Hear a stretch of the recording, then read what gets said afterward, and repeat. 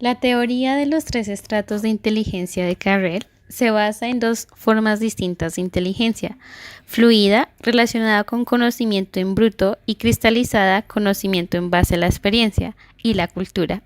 Esta teoría es una jerarquización de tres niveles amplios. El primer estrato, el más simple, incluye capacidades muy concretas que agrupan las aptitudes mentales primarias, aquellas que consideramos más básicas.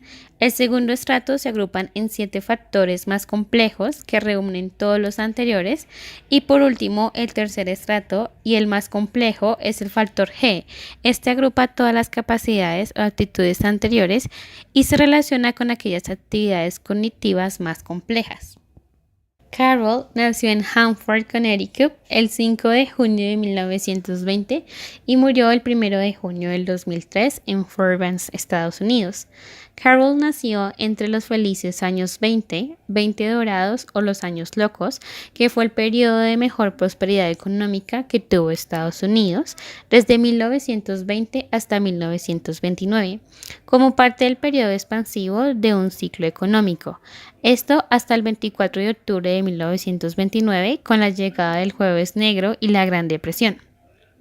En cuanto a sus estudios, desde la infancia Carroll se interesó por la música y el lenguaje. Estudió en la Universidad Wesleyana, donde se especializó en lenguas clásicas y se graduó con honores en 1937. Asistió a la Universidad de Minnesota para obtener un título de doctor en psicología. Allí descubrió que le interesaba trabajar con Thurston en la Universidad de Chicago, donde pudo dedicarse a su interés por la psicometría. Se desempeñó como psicólogo de la Marina de los Estados Unidos, el Ejército de los Estados Unidos y más tarde en la Organización Privada de Evaluación en Educación. Carroll publicó más de 500 artículos, incluidas Human Cognitive Abilities en 1993, ampliamente considerado como el trabajo definitivo sobre este tema. Según Carroll, la inteligencia se define en base a 3 aspectos. El primero es la G de Spearman, o la inteligencia general, que ya nombramos.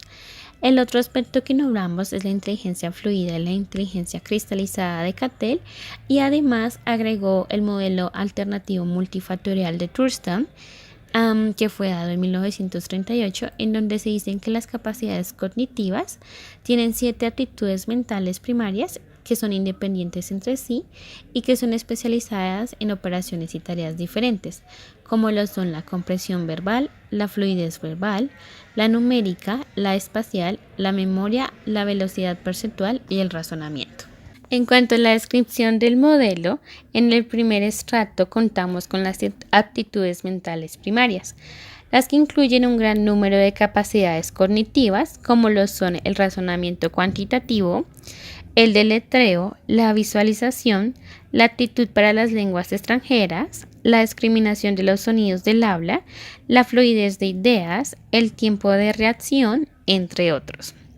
Los resultados de los análisis factoriales manejados por Carroll y otros autores posteriores revelan que cada una de estas aptitudes tiene un gran número elevado de especificidad. Ponderaba en uno de los factores complejos del segundo estrato en función de las características del material estimular y de la habilidad global de la que dependan. En cuanto al segundo estrato, tenemos los factores complejos. En este nivel encontramos un conjunto de aptitudes cognitivas amplias. Originalmente, Carroll propuso la presencia de 10 factores, pero según las investigaciones redujeron el número a 8. En el primero tenemos la inteligencia fluida, que es la aptitud para razonar y resolver problemas utilizando información novedosa. Segundo, tenemos la inteligencia cristalizada, que hace referencia a la profundidad y la cantidad de conocimientos verbales adquiridos y el manejo de este tipo de datos. Tercero, tenemos la memoria general y aprendizaje, que es la capacidad para aprender en general, junto con habilidades específicas como retener la información o recuperarla a corto plazo.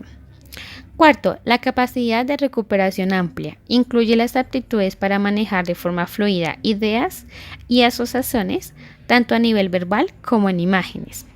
Quinto, el procesamiento visual. La capacidad que permite percibir, analizar, recordar y operar con estimulación visual.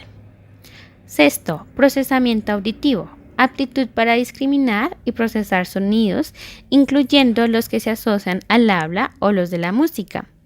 Séptimo, la velocidad cognitiva amplia. Se refiere a la velocidad para manejar los estímulos durante las pruebas, por ejemplo los números, y para complementarlas. Octavo, velocidad de procesamiento. Capacidad para ejecutar procesos cognitivos automáticos, particularmente manteniendo una atención selectiva. Cada uno de estos factores engloba diversos factores de orden inferior, correspondientes al primer extracto. Así, por ejemplo, la inteligencia cristalizada incluye la comprensión lectora, el deletreo y la aptitud para idiomas extranjeros, mientras que la capacidad de recuperación amplia se deriva de pruebas de creatividad y de fluidez con distintos tipos de material. En el tercer estrato tenemos la inteligencia general o el factor G. Está constituida como un factor de inteligencia general o un constructo conocido como el factor G y que es utilizado por un gran número de psicólogos. Esta aptitud de orden superior influiría en todas las aptitudes incluidas en el segundo estrato y por tanto también en las de tercero de forma indirecta. Unas de las pruebas que se hicieron o que se generaron a partir de este modelo son la prueba de aptitud para lenguas extranjeras. Una versión de la primaria en español, MLATES, es una adaptación en lengua española de la prueba en inglés, MLATE. Desarrollada por los doctores John Carroll y Stanley Sapon, la prueba se diseñó para medir la aptitud para las lenguas extranjeras de un estudiante, esto es, la facilidad o dificultad para aprender una lengua extranjera. Eso como una predicción de que también, en relación con otros individuos, un individuo puede aprender un idioma extranjero en una cantidad determinada de tiempo y bajo determinadas condiciones. El MLAT se ha utilizado principalmente para adultos en programas de idiomas del gobierno y misioneros, pero también es apropiado para estudiantes de 9º a 12º grado, así como para estudiantes universitarios. Por otro lado, tenemos las pruebas Woodcup-Johnson de habilidades cognitivas. Estas son un conjunto de pruebas de inteligencia desarrolladas por primera vez en 1977 por Richard Woodcup y Mary Bonner Johnson. Fue revisado en 1989, nuevamente en el 2001 y más reciente en el 2014. Esta última versión se conoce comúnmente como WJ4. Una de las riquezas de este instrumento está justamente en el alto número de tests que lo integran y la flexibilidad que permite al profesional elegir qué necesita administrar de acuerdo a sus intereses técnicos. Además de la puntuación de cada uno de los tests administrados, la batería 3 nos proporciona una serie de puntuaciones compuestas fundamentales para la interpretación de los resultados con mayor seguridad. Se puede administrar a niños desde los 2 años de edad hasta los adultos mayores, con normas utilizadas hasta los 90 años. La edición anterior, WJ3, fue elogiada por cubrir una amplia variedad de habilidades cognitivas. En cuanto a las ventajas que ofrece este modelo de inteligencia, se puede decir que tiene 6 formas diferentes del test o niveles y la dificultad de cada forma se ha ajustado a la capacidad de las personas a las que está dirigida, la mejor precisión de la medida y acorta el tiempo de aplicación. Además, ofrece un sistema de niveles intercambiables para adaptar la evaluación a poblaciones especiales como discapacidad intelectual o altos niveles de capacidad. Gracias a estas ventajas derivadas de la aplicación, la teoría de respuesta ítem puede comparar directamente puntuaciones obtenidas aplicando los niveles del test. Además, ofrece unos baremos actuales y representativos que permiten a los profesionales tomar decisiones con confianza. Los baremos son en base de matrices que se han construido a partir de una muestra de 12.000 personas, de las cuales 10.000 corresponden a muestras de niños y adolescentes. Presenta numerosas evidencias acerca de las adecuadas propiedades psicométricas. Los estudios realizados durante el desarrollo del test han permitido obtener evidencia acerca de la fiabilidad y la validez de las puntuaciones en diferentes muestras y con diferentes finalidades. Y por último, ofrece una nueva alternativa para evaluar la inteligencia basada en paradigmas teóricos como el de Carroll y los psicométricos como la teoría de Ray. Algunas de las críticas que ha recibido Carroll a lo largo de su trabajo se han podido destacar en la siguiente imagen. Entre ellas tenemos a Richard Snow, 1993, quien dijo: John Carroll ha hecho un magnífico trabajo. Él ha analizado y reanalizado la literatura mundial acerca de las diferencias individuales en habilidades cognitivas.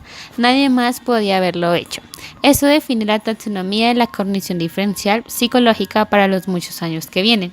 Otro de los autores que criticó a Carroll fue Burns en 1994 con la descripción de que el libro de Carroll es simplemente el mejor trabajo de investigación y alto conocimiento que he leído y está destinado a ser un clásico estudio y referencia de trabajos sobre las habilidades humanas para las décadas que vienen.